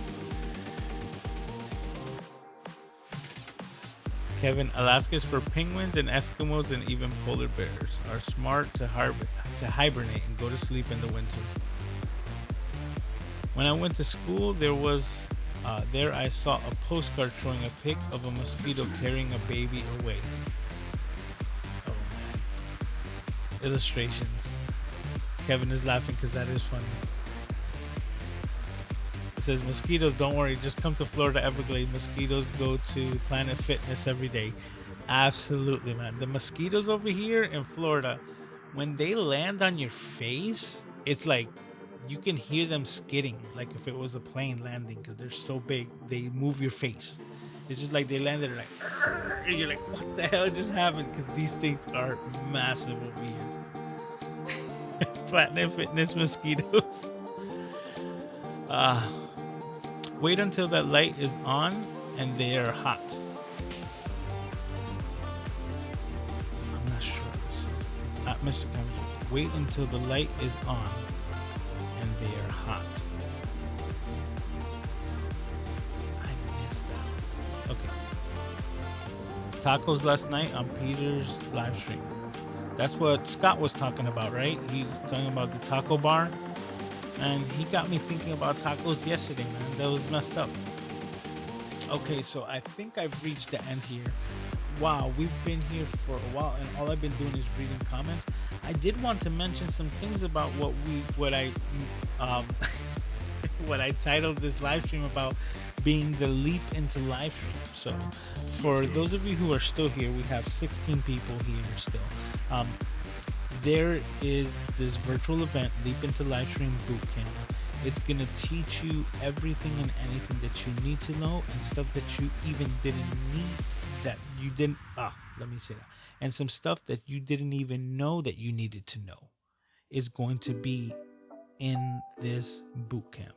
You're going to be blown away with the presenters, the information, and the fact that you have the ability to watch this over and over again as a resource is going to be incredible. I've only heard extremely good things about the event, it happening last year. I wasn't even privy to it last year. I wasn't even around in these internet streets, and this year I so lucky that I'm going to be a panel member on a conversation pretty much talking about what we were saying before, the buy it right or buy it twice, talking about gear and what you would need from basics to maybe a little bit more advanced in the live streaming, space. So with that being said, last week I had mentioned,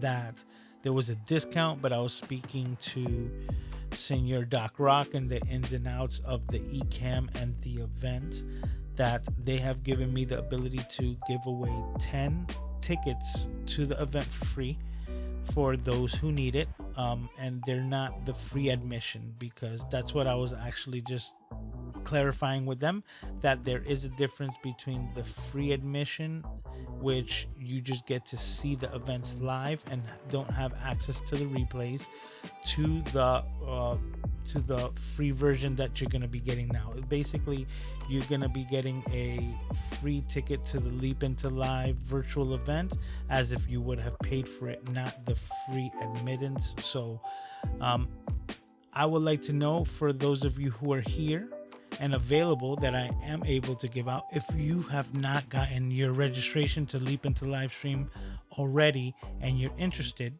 I would like for you to please contact me, right away, because it starts Monday. So I would have you either shoot me a DM, direct message.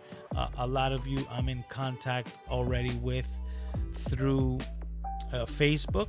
If not there, shoot me a direct message through either Instagram or what's the other one? Instagram or Twitter, right? I forgot Twitter, and that should have been the first one. So send me a direct message through there. I'll be able to just get your email and have you registered as a, participant, to be able to get the full access to the Leap into Live Stream, and I highly recommend it.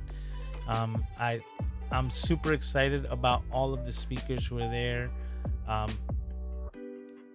And just a little bit of the information on the inside, just massive amounts of information that you're gonna get, and not only information but perks.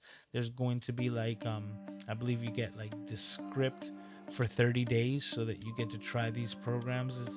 There's so many things that are bundled into this. They're going to be raffling off a camera to be given away for free. There's a lot of things. Another content creator, Alicia Way, he actually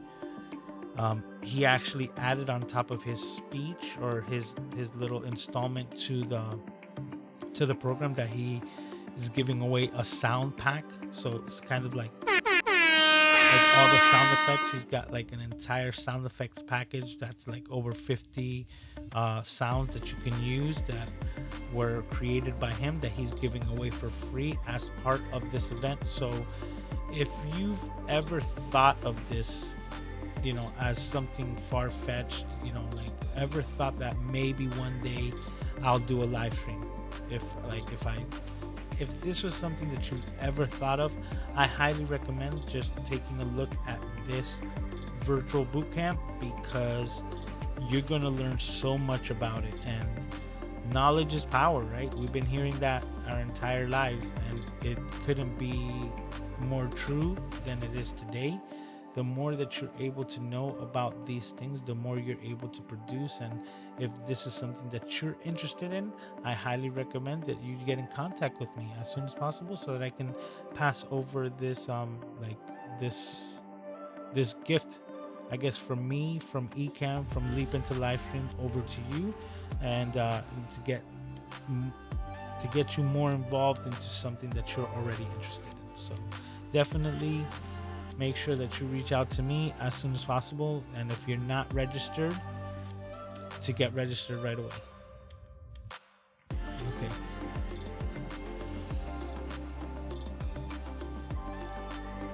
Okay. I see Charles says, what is Leap Into Live Stream? Okay, then you know what? For those of you who are still here, I'm gonna run this little thing. Let me do this. Okay, I'm gonna press pause there on the music, right? And then I'm gonna go here. Boom. All right, Charles, take a look. And this is what Leap Into Live Stream is.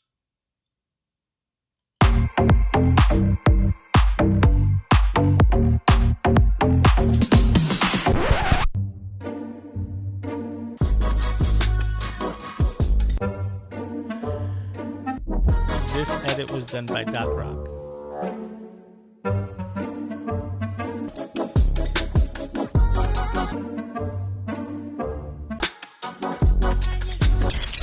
Are you ready to take your content to the next level? The live streaming market is booming, but with so many options out there, it's hard to know where to start. You've heard about doing live video and other video content on platforms like LinkedIn and Facebook, but you're not sure how to make the most of this or how this is going to help you with your business. You're not sure if creating a YouTube channel is going to help you get more customers or it's just a waste of your time. We will walk you through everything you need to succeed in live video with this 4-day immersive virtual bootcamp. We've got all bases covered, from choosing the right platform for your needs, planning an event, recording epic video content and editing it into something awesome, scheduling posts on social media, promoting your videos, and monetizing them effectively. This course is designed for everyone from total beginners who are just getting started in live streaming to those who want to grow their visibility and increase business by creating more valuable content. Leap Into Live Streaming Virtual Bootcamp. All right. Boom. Okay, so let's bring that back. And that is the quick little intro of the Leap Into Live Stream virtual events. Okay, let's get this back over here. Okay, good. So with that being shown, basically it's exactly that. Actually, you know what? Let me go back to it because we have the entire web page that.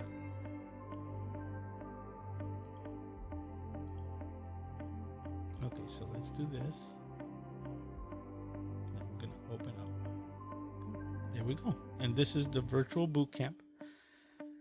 So this is what Leap Into Live Stream is. After watching that little display, this is just showing you some of the sponsors and the guest speakers. So we have Stephanie Liu, Pat Flynn, Diana Gladney, Leslie Samuel, and many, many more. And these are all of the guest speakers, and I was fortunate enough to be asked to be on the panel. As you can see, Tom and Heather, Doc Rock, a lot of familiar faces that we have here, and then all the way towards the bottom, because there's a lot of us in here. I'm coming up somewhere. There you go, MrCameraJunkie, and I believe that's the end of the list. I am super honored, super fortunate. Look, you got Henny and the Biz in there, Rob Buddy, so many people there, Kevin Lyons, look, Derek Floyd, Kirk Nugent, Alicia Way, so many people that are here. Look, Shelly Saved the Day, Luria Petrucci, Kat Mulvihill, so many people. And here we are. So you see Kelly Noble, she was the one that Doc, I believe, had to watch her video from last year like 10 times to get all the information out. So definitely a worthwhile event. It's digital. I am going to be participating in the last day of the event, but I'm going to be a moderator throughout the entire event as well. So you're going to be seeing me in the chats when the other people are presenting as well, so that if you have questions or need help with anything, you're going to be finding me all throughout this event, up and down, left and right, everywhere. So absolutely. Hopefully that answers your question, Charles, to see if what Leap Into Live Stream is.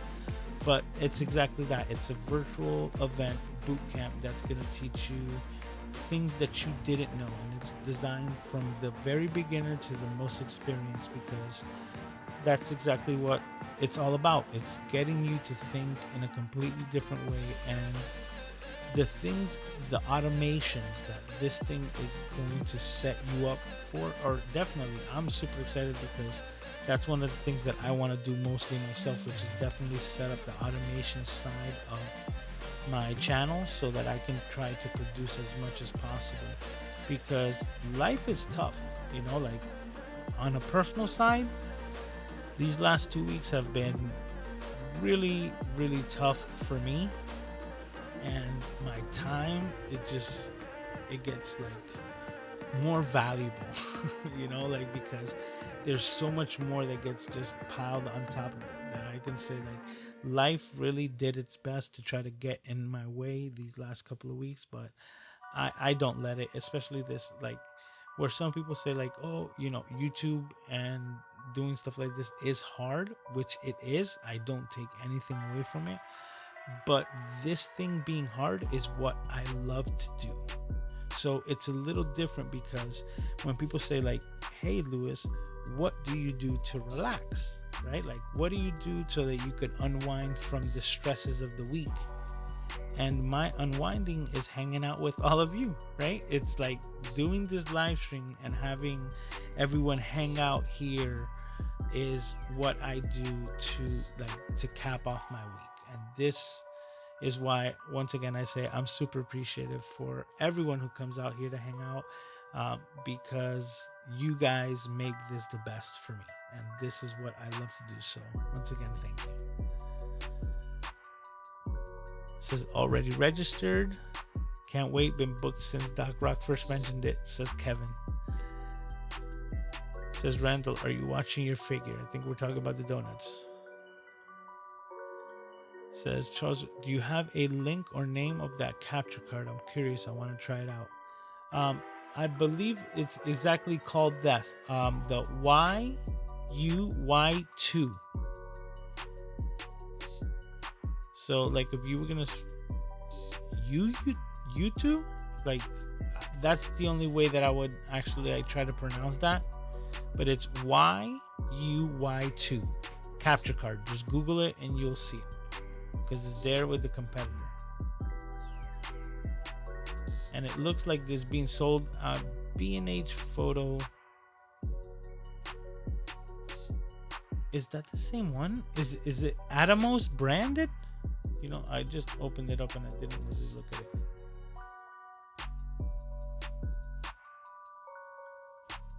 If not, then that's another one. Oh yeah, this is a different one.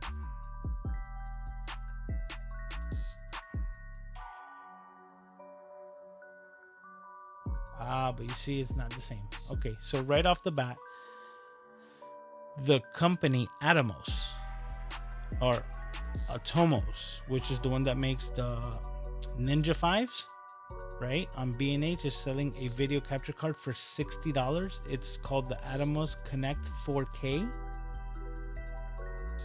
and it says it receives the 4K, but then it will only output 1080 60. So it will not output 4K. It will accept up to 4K 30. Okay, that settles that. So definitely got to take a look at it. But the one that I saw, the one that came up was spelled YUY2 capture card. So hopefully that helps. Charles says, is Peter Greg live streaming tomorrow at 9? Tomorrow is Monday. Would he do it for, what is it, for Labor Day? I don't know. Ecamm's a virtual live streaming bootcamp conference. Is it Ecamm specific or generalized live streaming? I believe it's generalized live streaming. Now they're going to be pushing Ecamm because it's sponsored by them. It's like, I think it's made by them, you know, like it's hosted by them completely. But the information is going to be for everything. So they're going to be talking about so many different programs. Descript, as you can see, like who were the, yeah, Descript, Shure microphones, Elgato, Prezi, Camo, Uscreen, Agorapulse, TubeBuddy, IK Multimedia, Speedify, .live. So instead of like .com, but .live is also there. Ecamm and Plexicam are all sponsors of this event. So like I said, they are going to be pushing it, but it's not specific to that. That's why it's just leap into live streaming, however you do it.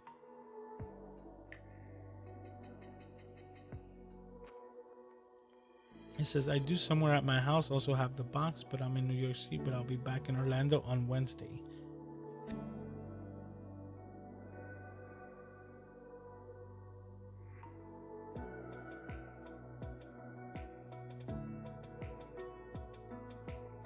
Okay, so everybody's speaking to each other, saying thanks to Kevin.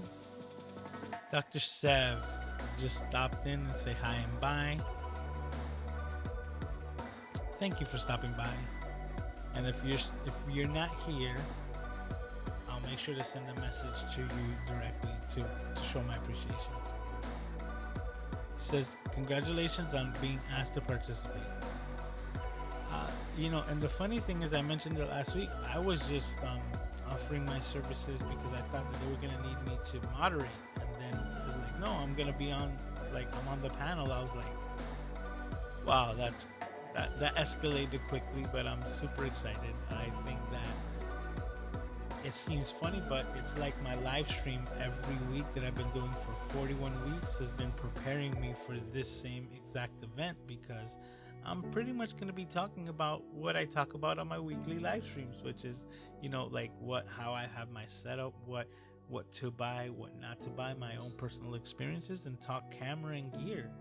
Like, this is gonna be so much fun. I can't even express to you. Like, I've been doing that every Saturday for a while now, for over half a year, and we're getting closer and closer to that 52-week mark, meaning we've come full circle, and that goes to show you, like, super excited. This is for Ecamm users. I don't use Ecamm, and I don't like Ecamm.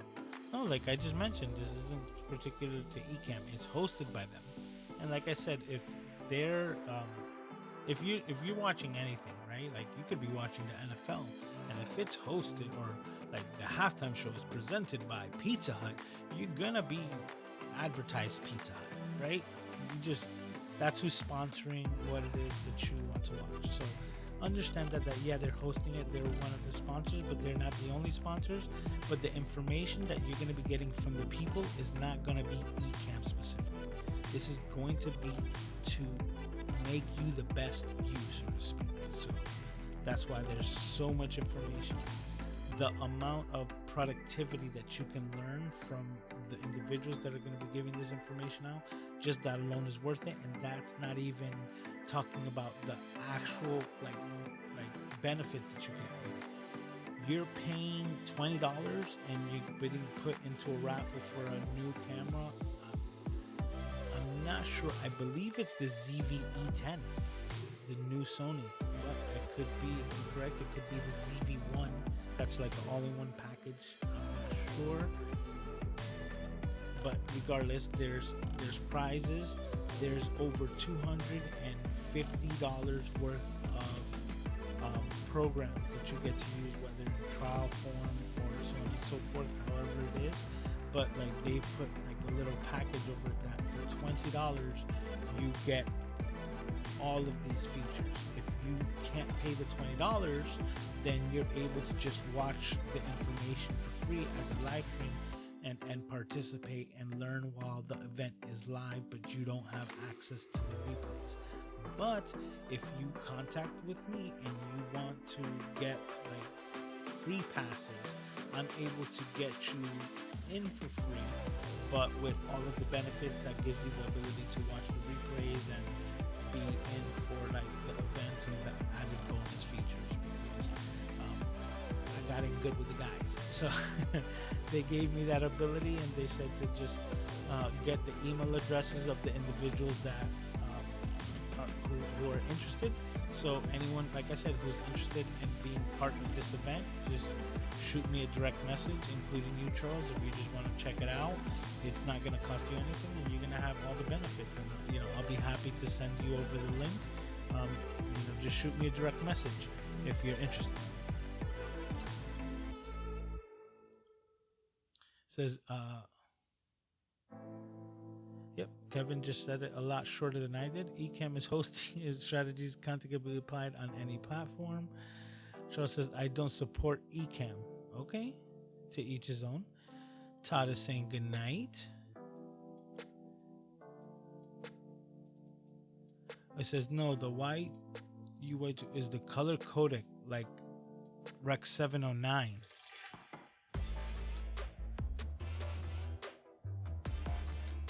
We're gonna have to look at these.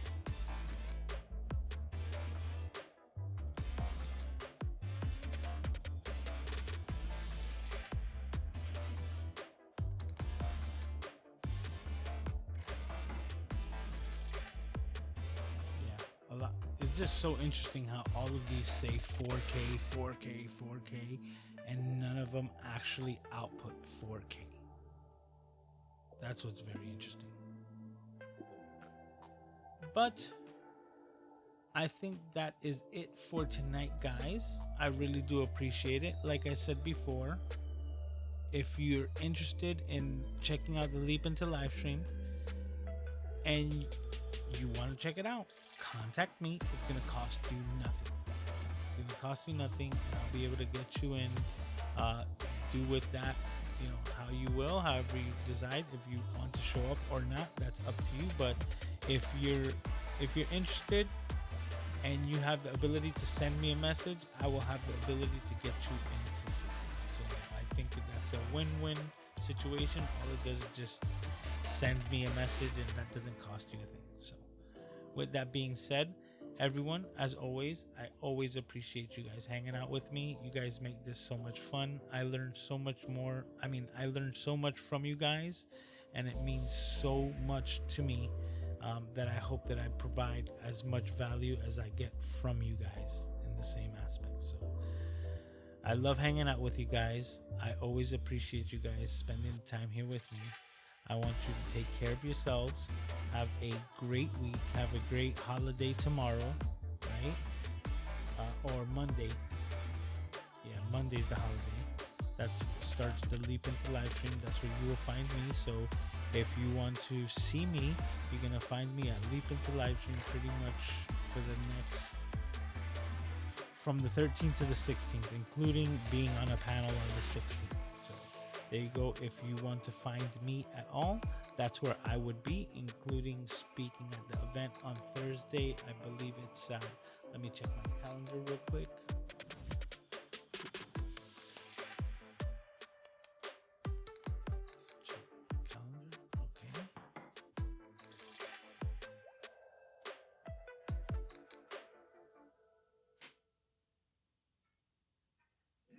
Okay, so yes, it's at 8 o'clock. So that's going to be my time slot. I'm going to be speaking cameras and doing everything at 8 p.m. the 16th. That's a Thursday. This coming up September 16th. Thursday at 8 o'clock in the Leap Into Live. I'm going to be speaking, if I am correct, with Doc Rock on a panel and a representative from Elgato. We're going to be talking about cameras and gear and all that stuff. I'm really gonna try to see if I can extract as much information from him about that microphone and that collaboration with Lewitt that Raphael was mentioning. Yeah, it looks like I'm fading a little bit too, so we're gonna call it a night. It's been crazy 2 weeks for me. I hope it's been a lot easier for you, but as always, we're gonna do it all over again next week. Next Saturday, we're gonna be right here, same time, same place, doing it all over again, hanging out with all you amazing people, having fun and learning from each other. So take care of yourselves, have a great week, and I will see you all next time.